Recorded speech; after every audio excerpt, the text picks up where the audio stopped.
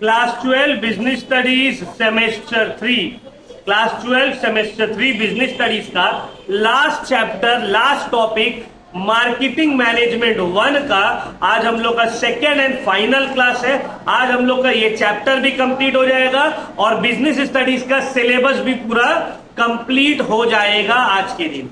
Accounts already complete हो चुका है, कॉस्ट टैक्स कंप्लीट हो चुका है, बीएसटीडी और इको में एक एक क्लास बाकी था। आज बीएसटीडी खत्म, कल इको खत्म। तो जैसे हम आप लोग को बोले थे कि जुलाई मंथ में मेरा पूरा सिलेबस कंप्लीट होगा, सितंबर में एग्जाम होगा, एंड में आप लोग के पास ऑलमोस्ट 2 महीना है पूरा रिवीजन के लिए और मॉक टेस्ट के लिए। तो चलिए स्टार्ट करते हैं आज हम लोग मार्केटिंग मैनेजमेंट 1 डे 2। तो we will begin with price mix. Price mix से आज हम लोग स्टार्ट करेंगे। लास्ट क्लास प्रोडक्ट मिक्स हम लोग किए थे। तो सर सबसे पहले ये समझाइए प्राइस मिक्स का मतलब क्या होता है। What do you mean by price mix? Price mix क्या होता है, इसका मीनिंग क्या है, ये हम लोगों को समझना है। ठीक है, तो देखिए प्राइस मिक्स का मतलब होता है, price mix refers to all decision relating to price that a seller has to take by fixing the price of a product or service। Price mix का मतलब होता है हर वो डिसीजन जो एक सेलर लेता है, सोचता है, हर वो एक्शन जो एक सेलर लेता है एक प्रोडक्ट का प्राइस को फिक्स करने के लिए, उसको ही हम लोग बोलते हैं प्राइस मिक्स। क्या बोलते हैं? Price mix refers to all decisions, actions taken by the owner और the manager to fix the price of a product. Clear हुआ पॉइंट? अब इसमें क्या क्या आ जाता है प्राइस मिक्स में? Determining the price of the product और सर्विस। क्या प्राइस रहेगा, मतलब प्रोडक्ट को 10 में बेचे, 20 में बेचे, 100 में बेचे, कितना डिस्काउंट देना है, trade discount and cash discount. तीसरा क्रेडिट पॉलिसी क्या रहेगा, ईएमआई में देना है या कैश में बेचना है। चौथा क्रेडिट अगर दे रहे हैं तो कितना पीरियड के लिए देंगे, 6 महीना, साल भर, 1 साल का ईएमआई, 2 साल का ईएमआई। ये सब मेरा क्या आ जाता है प्राइस मिक्स में। ये सब क्या आ जाता है प्राइस मिक्स में। जैसे कि हम ऑनलाइन फीस ले रहे हैं 2000, तो भाई 2000 हम कुछ सोच के रखे होंगे। ऑफलाइन फीस ले रहे हैं 1000, तो 1000 हम कुछ सोच के रखे होंगे। तो जो भी सोचे, जो भी डिसीजन लिए ये प्राइस को फिक्स करने के लिए, दैट इज प्राइस मिक्स। इसको हम लोग क्या बोलते हैं? Price mix. अब प्राइस का 2 बहुत ब्रॉड कैटेगरीज है, प्राइसिंग स्ट्रेटेजीज। एक्चुअली तुम लोग के सिलेबस में 2 है, अदरवाइज और भी है। स्कीमिंग प्राइसिंग हो गया, पेनिट्रेटिंग प्राइसिंग हो गया, फिर आता है पैरिटी प्राइसिंग, इसमें आता है फिर पैरिटी प्राइसिंग, फिर आता है नंबर 4 कॉस्ट प्लस प्राइसिंग। तो ये सब अलग अलग मेथड है एक प्रोडक्ट को प्राइस करने का। अब क्या मतलब है स्कीमिंग प्राइसिंग का? स्कीमिंग प्राइसिंग का मतलब होता है जब आप कोई प्रोडक्ट लॉन्च कर रहे हो उसको एकदम महंगा में दाम रखो, दाम एकदम महंगा रखो, इतना महंगा कि हर कोई उसको अफोर्ड करने ना सके, सिर्फ कुछ ही लोग अफोर्ड करें और उसी दौरान हम अपना मैक्सिमम प्रॉफिट निकाल लें। जैसे कि इलेक्ट्रॉनिक्स आइटम्स का जनरली रहता है, फोन्स का, लग्जरी ब्रांड्स का। आईफोन लॉन्च हुआ एकदम महंगा में, सब कोई ले नहीं पा रहा है। 1 साल के बाद दाम क्या हो गया? कम हो गया। रेडमी कोई फोन लॉन्च किया एकदम महंगा में, जैसे जैसे दिन जा रहा है दाम क्या हो रहा है उसका? कम हो जा रहा है। ये स्ट्रेटेजी को बोलते हैं skimming pricing. Skim the cream, starting में एकदम टॉप कस्टमर लोग को बेचो और उसी से पूरा प्रॉफिट निकाल लो। फिर बाद में जब वो यूज टू होने लगेगा तब उसका दाम को धीरे धीरे घटाकर सब लोगों तक उस प्रोडक्ट को पहुंचा दिया जाए। इस स्ट्रैटेजी को बोलते हैं स्कीमिंग प्राइसिंग। क्या बोलते हैं? Skimming pricing. दूसरा होता है पेनिट्रेटिंग प्राइसिंग। पेनिट्रेटिंग प्राइसिंग इसका ऑपोजिट है। क्या मतलब है? जो जियो किया, स्टार्टिंग में एकदम कम दाम में दो, एकदम फ्री में दे दो, लॉस हो रहा तो लॉस होने दो, लेकिन लोगों तक अपना प्रोडक्ट को पहुंचाओ, आदत दिलवाओ। एक बार आदत लग गया, मेरा प्रोडक्ट लोगों तक पहुंच गया, हम दाम को आहिस्ते आहिस्ते बढ़ाने लगेंगे और लॉस से प्रॉफिट में पहुंच जाएंगे। जियो के टाइम क्या किया, पहले तो फ्री, सबको लगा यार 3 महीना फ्री है, 3 महीना यूज करेंगे फिर सिम तोड़ के फेंक देंगे, 3 महीना और फ्री दे दिया। सब बोला ठीक है 6 महीना यूज करेंगे फिर सिम तोड़ के फेंक देंगे, फिर 6 महीना फ्री दे दिया। 1 साल हो गया। अब 1 साल में सब जगह ये नंबर चला गया, स्कूल में, कॉलेज में, ऑफिस में, आधार कार्ड में, पासपोर्ट में, दोस्त में, गांव में, सब जगह ये नंबर चले गया। अब तो इसको फेंक नहीं सकते हैं। तो अब बोला 99 का सिर्फ रिचार्ज करवा लीजिए। तुम बोले बस 99, ठीक है चलो करवा लेते हैं। उसके बाद बोला ये 99 की जगह 120 का करवा लीजिए, 150, 199, 299, 350। स्टार्टिंग में एकदम फ्री में, धीरे धीरे धीरे करके प्रॉफिट बढ़ाने लगा, कॉस्ट को बढ़ाने लगा। अब बोल रहा है कि नहीं, इनकमिंग के लिए भी रिचार्ज चाहिए। पहले तो 10 रुपया का रिचार्ज करवा के एक एक इंसान ऐसा था कि महीनों महीनों चला लेता था। फट से मिस्ड कॉल मारा, छोटा सा मिस्ड कॉल, उठाते उठाते रिंग कट गया। मतलब सिर्फ बस पहुंचे, छू के भागा, देखो ना कि छू के भागना, बस वैसा मिस्ड कॉल मारता था कि फोन को छू के भागता था। वही 10 रुपया उसका 10 महीना चल जाता था। कभी कदार कोई गलती से उठा लेता था तो थोड़ा बहुत पैसा कटता था। अब क्या हो गया, सबको रिचार्ज करवाना है, इनकमिंग के लिए भी रिचार्ज करवाना पड़ेगा। This is penetrating pricing. इसको क्या बोलते हैं, पेनिट्रेटिंग प्राइसिंग। स्टार्टिंग में एकदम कम रखिए, लॉस में हो रहा है तो लॉस में बेचो, लोगों तक अपना प्रोडक्ट को पुश करो। एक बार लोग ले लिए, दाम आहिस्ते आहिस्ते करके बढ़ाया जाएगा। क्लियर हुआ। फिर आता है पैरिटी प्राइसिंग। पैरिटी प्राइसिंग का मतलब क्या होता है, पैरिटी प्राइसिंग का मतलब होता है जितना मेरा कॉम्पिटिटर ले रहा है हम भी उतने ही ले रहे हैं। अब हम पढ़ा रहे 1000 रुपए ले रहे, बगल वाला भी 1000 रुपए ले रहे, क्यों, क्योंकि ये भी 1000 ले रहा है, सब 1000 लेने लग गया। देखते हो ना, सिमिलर प्रोडक्ट का सब सेम दाम में बेच रहे। इसका एग्जाम्पल ले सकते हैं, जैसे कि हम लोग बहुत सारा खाने पीने का सामान है, कोल्ड ड्रिंक है, सबका 750 ml वाला 35 में मिल रहा है, तो अभी 740 ml वाला सबको 35 में मिल रहा है। This is parity pricing. Customer से जितना कॉम्पिटिटर चार्ज कर रहा है उतना हम भी चार्ज करेंगे। फिर आता है cost plus pricing. Cost plus pricing का मतलब क्या होता है, कॉस्ट प्लस प्राइसिंग का मतलब होता है हम अपना कॉस्ट के साथ प्रॉफिट ऐड करके दाम रखेंगे। भाई मेरा 10 रुपए कॉस्ट है, हमको 20% प्रॉफिट चाहिए, 2 रुपए प्रॉफिट ऐड करके 12 रुपये। उसका 15 रुपया कॉस्ट आ रहा है, वो 2 रुपए प्रॉफिट ऐड करके 17 रुपये में बेच रहा है। तो ये हो गया कॉस्ट प्लस प्राइसिंग। ये है अलग अलग मेथड्स ऑफ प्राइसिंग। समझ में आ रहा है, क्लियर हुआ पूरा चारों, सबको समझ में आ गया। तो नेक्स्ट, सर आप एक प्रोडक्ट को अगर प्राइस कर रहे हो, अगर आप एक प्रोडक्ट का प्राइस को डिटरमाइन कर रहे हो तो क्या क्या फैक्टर्स के ऊपर आप ध्यान देते हो before fixing the price of any product? What are the factors that helps in the determination of price of a product? हम एक प्रोडक्ट लॉन्च किया है, उसका दाम को जितना भी रखेंगे कौन सा बेसिस पे रखेंगे, कोई चीज ध्यान देंगे हम, बहुत सारा फैक्टर्स होगा जो हेल्प करेगा हमको ये फाइंड आउट करने में कि मेरा प्रोडक्ट का दाम कितना होना चाहिए। इसको हम लोग बोलते हैं फैक्टर्स डिटरमाइनिंग प्राइस।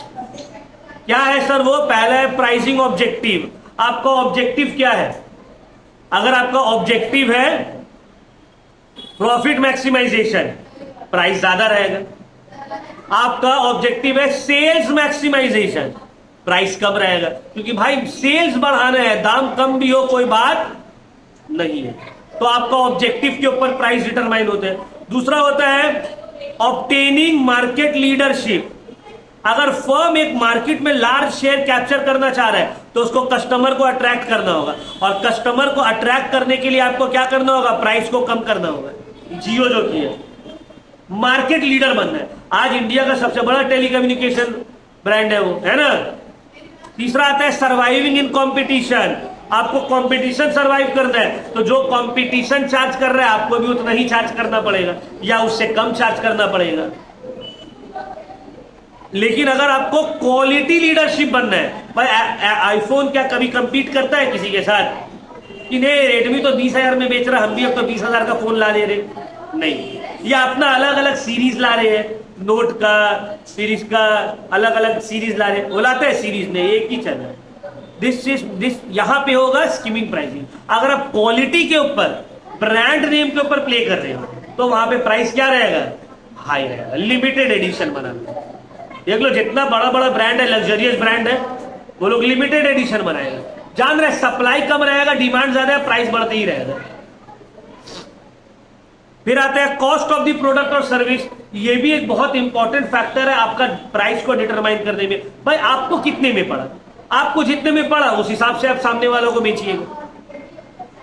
फिर आता है आपका प्रोडक्ट का डिमांड और सर्विस। अगर आपका प्रोडक्ट बहुत हाईली डिमांड में है, उसका प्राइस हाई रहेगा।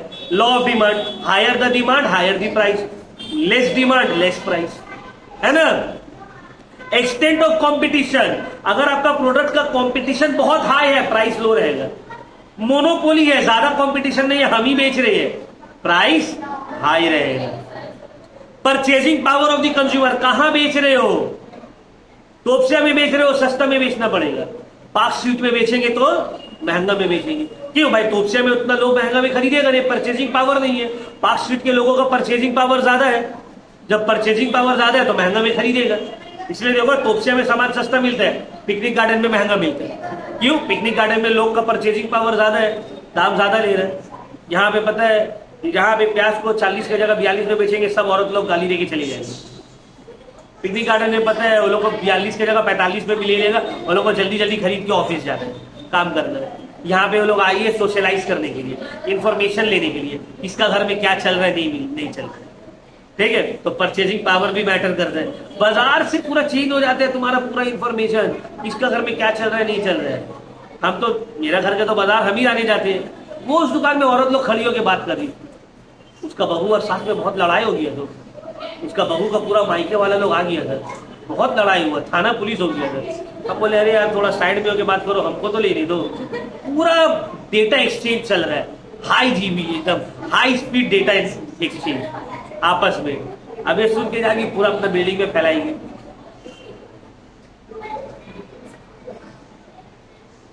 मेरी अम्मी भी जब बाजार ले जाती थी ऐसी, एक बार छोटा थे तो मेरी अम्मी बाजार ले जा रही लाने, हम भी साथ में पीछे से थैला वाला उठाने जाते थे। अचानक से मेरी अम्मी ना आगे बढ़ के फिर पीछे आई, आके एक सब्जी वाली थी, अभी भी वो सब्जी वाली बोली क्या हुआ, तुम्हारा बेटी का बच्चा हो गया। हाँ, हम अम्मी अम्मू देख रहे, क्या हुआ यार, चलिए ना घर। और बोली नहीं उसका बेटी का बच्चा होने वाला, तो वही सोचा पूछ रही। यार आप बाजार लेंगे, ये सब तो दोस्ती करनी है, सब क्या डेटा एक्सचेंज का जरिया है। हम लोग क्या जाते हैं डायरेक्ट सामान खरीदा, घर चल हो गया। प्रोडक्ट डिफरेंशिएशन, अगर आपका प्रोडक्ट में कुछ डिफरेंशिएशन है, कुछ यूनिकनेस है, उसका प्राइस हाई रहेगा। अगर सिमिलर प्रोडक्ट है, जैसे सबका है वैसे आपका भी है, तो उसमें कोई भी पैरिटी प्राइस रहेगा, जो सब चार्ज कर रहा है वही चार्ज करिएगा आप भी। लेकिन आपका प्रोडक्ट डिफरेंशिएशन, एक ब्रांड है, क्वालिटी है, कुछ तो अलग है उसमें, तो उसका प्राइस हाई रहेगा। फिर आता है आप मार्केटिंग कैसे कर रहे हो, उसको किस तरह से सेल्स प्रमोशन का टेक्निक यूज कर रहे हो, ये सब भी प्राइस को डिटरमाइन करने में हेल्प करता है। गवर्नमेंट का रेगुलेशन भी बहुत सारा टाइम प्राइस को डिटरमाइन करता है। गवर्नमेंट प्राइस फिक्सेशन कर देता है, इससे ज्यादा चार्ज नहीं होगा, इससे ज्यादा आप नहीं ले सकते हो पैसा, तो वहां पे प्राइस गवर्नमेंट के रेगुलेशन के हिसाब से डिटरमाइन होगा। क्लियर हुआ, प्राइस मिक्स में कोई डाउट, समझ में आ गया पूरा। Different types of pricing methods और factors determining the price of a commodity. Clear, चलिए अब आगे आते हैं हम लोग। प्लेस मिक्स, सर क्या मतलब है प्लेस मिक्स का, या what is place mix. Place mix किसको बोलते हैं? प्लेस मिक्स का मतलब होता है decision related to the physical distribution of goods and service. Goods को फैक्ट्री से लेकर लोगों के हाथों तक कैसे पहुंचाना है, लोगों के घरों तक कैसे पहुंचाना है, ये जो डिसीजंस है इसको हम लोग बोलते हैं प्लेस मिक्स, या इसका एक और नाम है फिजिकल डिस्ट्रीब्यूशन मिक्स। कि प्रोडक्ट को कैसे करके लोगों तक डिस्ट्रीब्यूट करना है, ठीक है ना। एक प्रोडक्ट है जो बन रहा है तमिलनाडु का कोई फैक्ट्री में, उसको बंगाल का घर में कैसे पहुंचाना है, किस तरह से, दैट इज प्लेस मिक्स, ठीक है। अब इसमें आ जाता है चैनल्स ऑफ डिस्ट्रीब्यूशन और फिजिकल डिस्ट्रीब्यूशन दोनों ही। चैनल्स ऑफ डिस्ट्रीब्यूशन का मतलब क्या है? चैनल्स ऑफ डिस्ट्रीब्यूशन का मतलब होता है गुड्स एक जगह में बन रहा है जबकि कस्टमर तो पूरा एरिया में स्कैटर्ड है। गुड्स बनता तो एक फैक्ट्री में है, कस्टमर तो इन एंड अराउंड पूरा जगह में रह रहा है, पूरा शहर में। अब ये एक फैक्ट्री से या एक इंडस्ट्री से अलग अलग जगह तक जो कस्टमर है, फिर अलग अलग जो शहर है, ये अलग अलग शहर तक मेरा ये फैक्ट्री से गुड्स कैसे करके पहुंचेगा। This is known as channels of distribution. अब क्योंकि ज्योग्राफिकल एरिया बहुत वाइड है तो प्रोड्यूसर के लिए पॉसिबल नहीं है ये खुद से जाकर सबको बेचे। पॉसिबल है कि ये बंगाल का एक फैक्ट्री से उठ के बिहार, झारखंड, उड़ीसा सब जगह जा जाके बेच रहा है। Is it possible? Not possible. तो प्रोड्यूसर्स हेल्प लेता है इंटरमीडियरीज का, जिसको हम लोग बोलते हैं इंटरमीडियरीज, मतलब सप्लायर्स, होलसेलर्स, एजेंट्स। तो channel of distribution refers to the people, institution या इंटरमीडियरीज जो गुड्स एंड सर्विसेज को डिस्ट्रीब्यूट करने में हेल्प करता है। जैसे कि फॉर एग्जांपल देखो, क्लिनिक प्लस शैम्पू ले लो, पूरा ऑल ओवर इंडिया में यूज हो रहा है। अब मान लो उसका अलग अलग जगह प्लांट है, एक है हम लोग का बंगाल में प्लांट है, कोलकाता में। अब यहां से पूरा ईस्टर्न इंडिया में सप्लाई हो रहा है, आसाम, मेघालय, नागालैंड, सब जगह। अब कैसे करके होगा? ये लोग क्या करते हैं, अलग अलग रीजन में अपना एजेंट रखता है कि भाई आसाम का सबसे बड़ा एजेंट ये, वो क्या करेगा, यहां से बनाकर उसका पास बेच देगा। वो आसाम का अलग अलग डिस्ट्रिक्ट और स्टेट तक अपना सामान को पहुंचाएगा। फिर मान लो वो डिस्ट्रिक्ट का, आसाम का फॉर एग्जांपल एक डिस्ट्रिक्ट है, वहां का कोई होलसेलर है, वहां तक माल पहुंच गया, वो होलसेलर उस पूरा डिस्ट्रिक्ट का सब दुकान तक पहुंचा देगा, जिसको हम लोग बोलते हैं डीलरशिप। बोलते हैं ना भाई इसके पास डीलरशिप है इस एरिया का। जैसे हम लोग का कोयनूर मार्केट का जो एरिया है उसका डीलरशिप, मेरा एक फ्रेंड है एसएन टेक्सटाइल, जानती होगी, उन लोग के पास अभी नए नए डीलरशिप आया है। डॉलर का जो है, क्या नाम है तुम्हारा, डॉलर का जो सैंडो गंजी एंड ऑल होता है, इनर्स, वो लोग का। तो मतलब क्या, मतलब इस एरिया में अब जितना भी बिकेगा पहले इन लोग के पास आएगा, ये लोग सबको बेचेंगे। अब देखो types of channels of distribution, दो तरह का types of channels of distribution होते हैं। एक होता है डायरेक्ट चैनल, जिसको बोलते हैं जीरो लेवल चैनल, और दूसरा होता है इनडायरेक्ट चैनल। डायरेक्ट चैनल में प्रोड्यूसर खुद जाके बेचेगा, जैसे कि बाटा में होता है।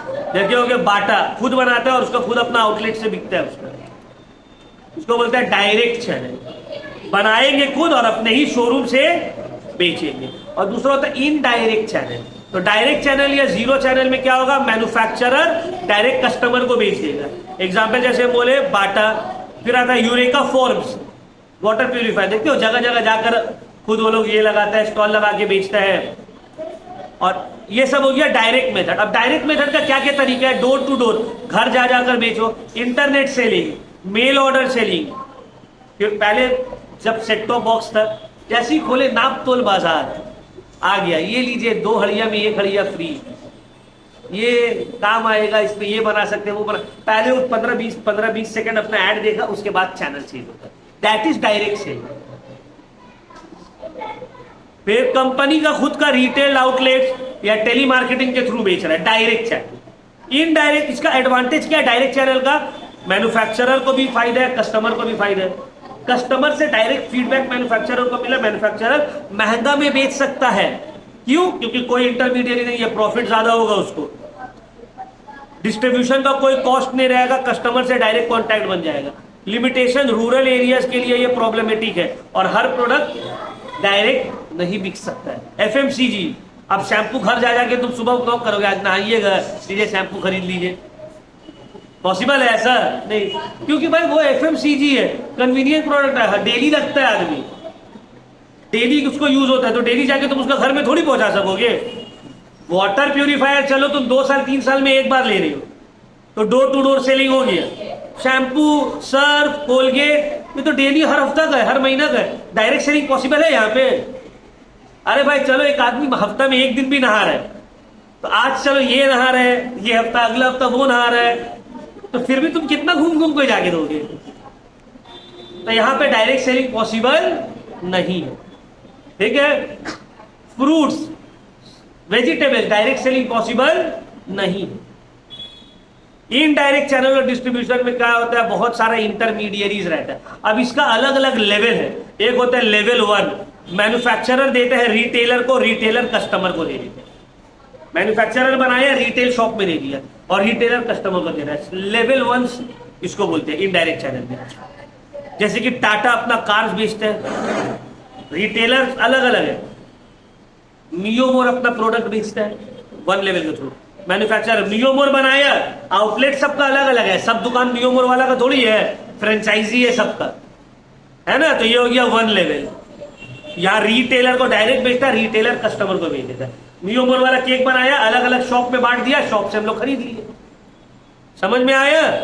दूसरा होता है 2 लेवल, जहां मैन्युफैक्चरर बेचता है होलसेलर को, होलसेलर रिटेलर को, रिटेलर कंज्यूमर को। ज्यादातर प्रोडक्ट इस तरह से बिकता है, जैसे कि soap, rice, wheat, clothes manufacturer बनाया, बेच दिया होलसेलर को बड़ा बाजार में।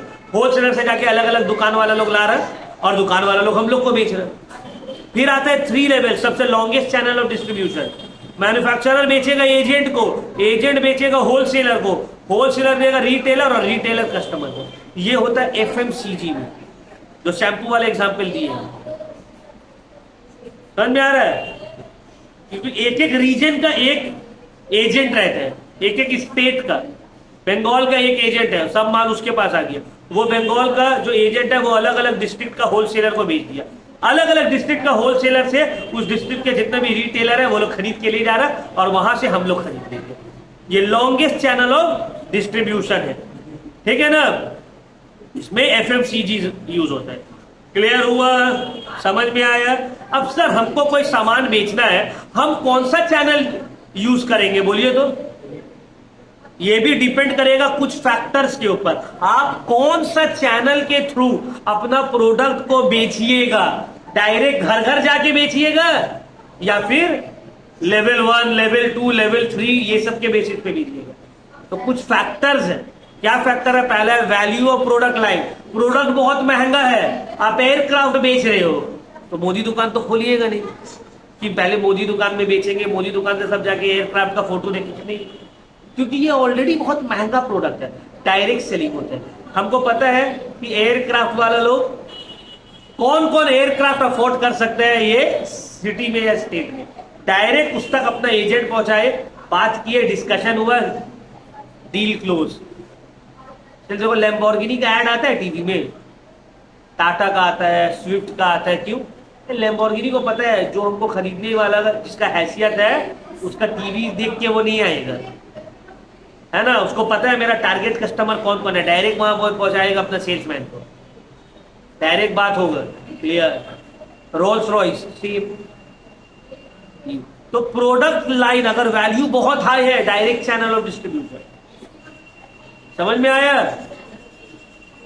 प्रोडक्ट कॉम्प्लेक्सिटी, अगर प्रोडक्ट बहुत ज्यादा कॉम्प्लेक्स है तो भी direct channel of distribution. Complex मतलब जैसे कि देखो वाटर प्यूरिफायर, अब उसका अब मैन्युफैक्चरर समझाएगा एजेंट को, देख भाई ये बटन टिपने से ये होगा, ये बटन टिपने से ये होगा। एजेंट समझाएगा होलसेलर को, होलसेलर समझाएगा रिटेलर को, कस्टमर तक आते आते सब बटन एक हो जाएगा, बोलेगा कुछ भी टिप दो पानी आ जाएगा। तो जहां पे कॉम्प्लेक्सिटी बहुत ज्यादा है वहां डायरेक्ट चैनल, क्योंकि भाई डायरेक्ट वो कस्टमर को समझाएगा, देख इसको इसको ऐसे करने से ऐसे होगा। समझ में आया। तो जब बहुत कॉम्प्लेक्स है, इंस्टॉलेशन का जरूरत है उसको, तो यहां पे भी इनडायरेक्ट चैनल नहीं लगेगा। क्यों भाई, यहां से लेके गया, बल्कि प्रोडक्ट है, भारी प्रोडक्ट है, डायरेक्ट सेलिंग, क्योंकि एक जगह से उठा के बार बार उसको यहां वहां शिफ्ट नहीं किया जा सकता। ठीक है। अच्छा, पेरिशेबल गुड्स जो है, जो जल्दी खराब हो जाएगा, indirect channel.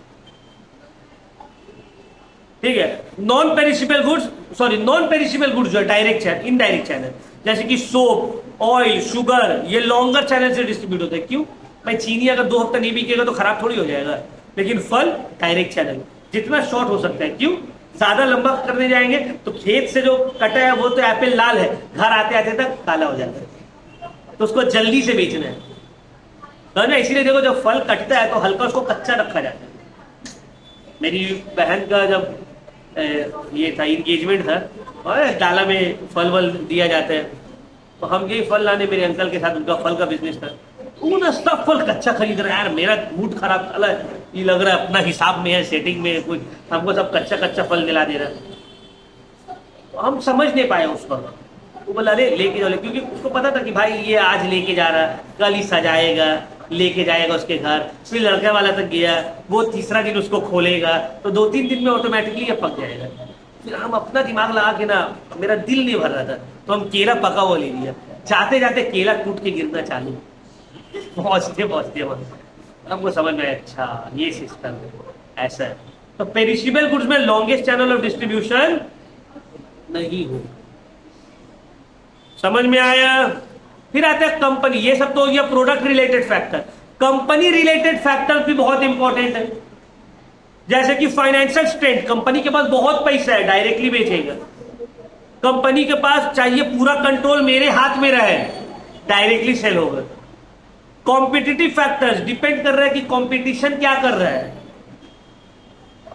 Market related factor, nature of market, market बहुत ज्यादा एक ही जगह में सिचुएटेड है तो वहां पे डायरेक्ट सेलिंग हो जाएगा, लेकिन मार्केट बहुत स्कैटर्ड है तो डायरेक्ट सेलिंग पॉसिबल नहीं है। साइज ऑफ मार्केट बहुत बड़ा है तो direct selling possible, size of market छोटा है, एक ही एरिया में बेचना है, डायरेक्ट सेलिंग पॉसिबल है।